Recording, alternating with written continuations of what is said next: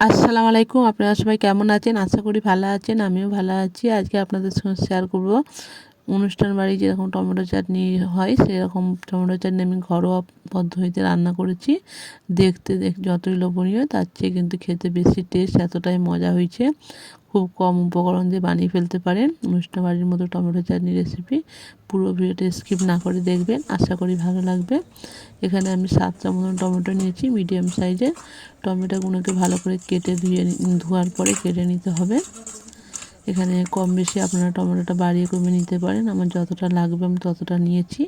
এখানে কড়াইতে আমি সরষের তেল দিয়ে দিলাম। তেলটা ভালোভাবে গরম করে নেওয়া। গরম হয়ে যাওয়ার পরে এখানে আমি 2টো তেজপাতা ফোড়নে দিয়ে দিচ্ছি।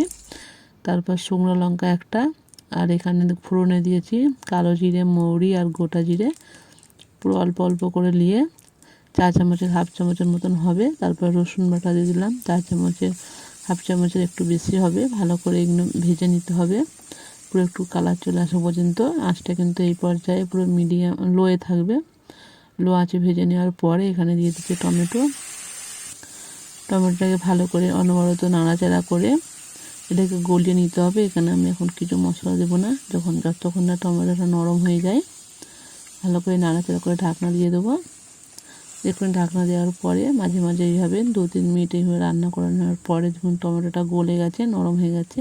তারপর দিয়ে দেবো 1 চিমটি লঙ্কা গুঁড়ো আর সামান্য একটু হলুদ গুঁড়ো দিয়ে আবারও ভালো করে নাড়াচাড়া করতে থাকবো অনবরত। টমেটোটা কিন্তু নরম হয়ে গেছে। এবার এইভাবে চেপে চেপে এটা গলিয়ে দেবো। একদম মিহি টমেটো চাটনি ভালো লাগে না। এইভাবে টমেটো চাটনি খেলে কিন্তু বেশি টমেটোর স্বাদটা পাওয়া যায়। অনেকে একদম পেস্ট করে ফেলে, সেটার চেয়ে এরকম খাওয়া সবচেয়ে ভালো। খেতে যেমনই মজা, মনে হবে যেন টমেটো চাটনি খাচ্ছি। আর এখানে দেখুন কিশমিশ আর খেজুর আমি আগে থেকে আধ ঘন্টা ভিজিয়ে রেখেছিলাম। সেটাকে একটু খেজুরটাকে দানা ফেলে দিয়ে ভালো করে চিনি একটু ফালি করে দিয়ে দিলাম। টমেটোটা গলে যাওয়ার পরে ভালো করে আবারও নাড়াচাড়া করে নেবো। এটা কিন্তু মিডিয়াম আছে নাড়াচাড়া করে রান্না করে নিতে হবে। টমেটোর যখন পানিটা মরে যাবে তখন এখানে চিনি পরিমাণ মতন দিয়ে দিতে হবে। চিনিটা কম বেশি আপনারা বাড়িয়ে কমিয়ে নিতে পারেন। এখানে আমি 1 চিমটি লবণ দিয়ে দিলাম। দিয়ে ভালো করে আঁচটা এই পর্যায়ে একদম কমিয়ে দিয়েছি। কমানোর পরে অনবরত নাড়াচাড়া করে দেখুন কি সুন্দর একটা কালার চলে আসবে। দেখতেই পাচ্ছেন কালারটা কিন্তু চেঞ্জ হয়ে গেছে। টমেটো চাটনি যেরকম বিয়ে বাড়িতে কিংবা অনুষ্ঠান বাড়ি যে কোনোতে যেরকম হয় কালারটা সেরকমই কিন্তু চলে আসছে। এইভাবে করে ফেলতে পারেন টমেটো চাটনি রেসিপি। এক্সট্রা আর পানি দেওয়া লাগবে না। এরকম মিডিয়াম থেকে লো আঁচে রান্না করে নিতে হবে। এখানে আমি ধনিয়া গুঁড়ো আর জিরা গুঁড়ো দিয়ে দিচ্ছি। দিয়ে আবারও ভালো করে নাড়াচাড়া করে দেব।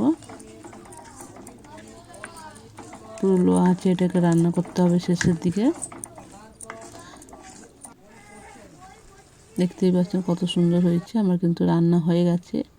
এবার আমি একটা জায়গায় তুলে নিচ্ছি। দেখুন আমি এখানে কিন্তু কোনো গরম মশলা দিইনি, একদম খুবই সিম্পলভাবে রান্না করেছি।